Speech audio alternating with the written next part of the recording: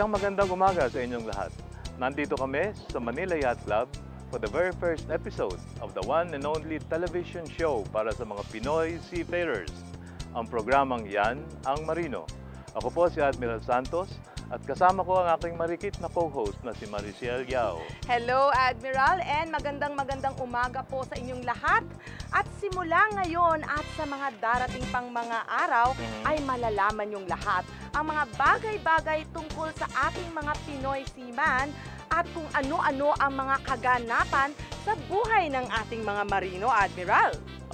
Basta may kaugnayang sa buhay ng magdalagat, tiyak in dito sa programang Yan ang Marino. Gaya ng mga training, mga success stories, mga job openings, pati mga companies na sumusuporta sa mga Pinoy seaman. Pasok sa ating kwentuhan. Nako, exciting talaga yan, Admiral. Kaya nga ngayong umaga ay puno tayo ng mga story na tiyak na magbibigay sa inyo ng mga information tungkol sa seaman. O ano pa iniintay nyo? Drop your anchor at maging bahagi sa unang biyahe nitong show natin na dedicated sa mga Pinoy seaman.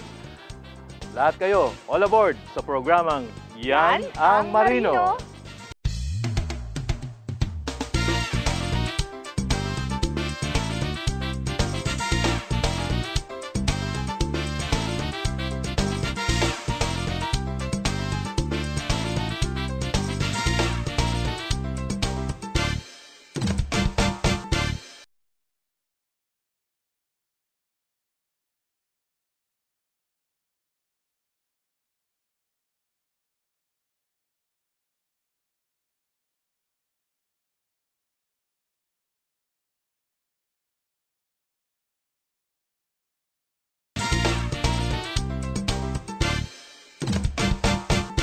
Ito pa rin ang programa para sa ating Pinoy seaman.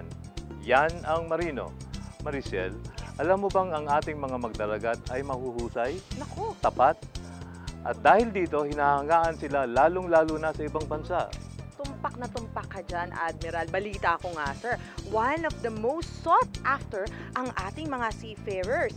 At alam nyo ba na mahaba at matagal na ang history ng mga Pinoy seaman? That's correct. At para malaman natin ang kasaysayan ng ating mga seamen, eto, panoorin natin.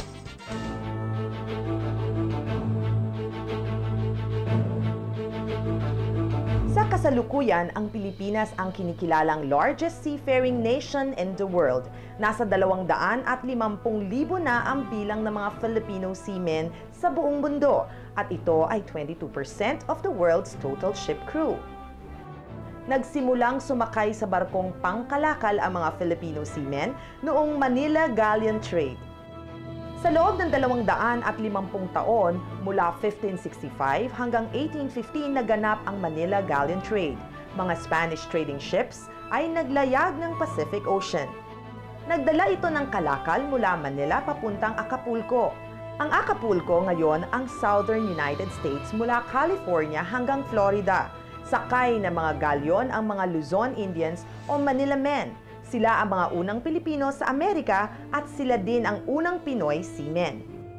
Noon namang July 6, 1903, nagkabit ng mga underwater communication cables mula Southeast Alaska papuntang Seattle. Ang gumawa nito ay ang mga cable ships Burnside na may sakay na 80 Filipino seamen.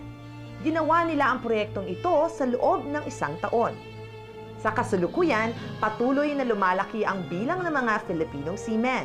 Noong 1986, sila ay nasa 54,697. Tumaas ito sa 85,913 noong 1988 at 180,178 noong 1990. Ang 250,000 na Filipino seamen sa ngayon ang pinakamalaki sa buong mundo. Patuloy sa paglago ang bilang nito dahil mula noon hanggang ngayon, ang mga marinong Pilipino ang kinikilalang the best seafarers sa buong mundo.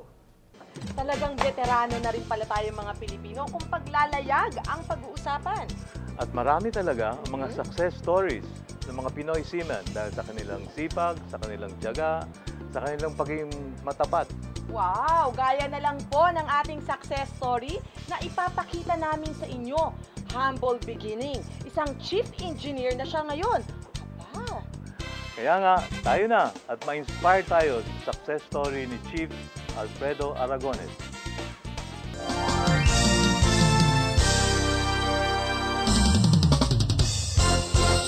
Sa pagmamarino, nakabili ako ng bahay.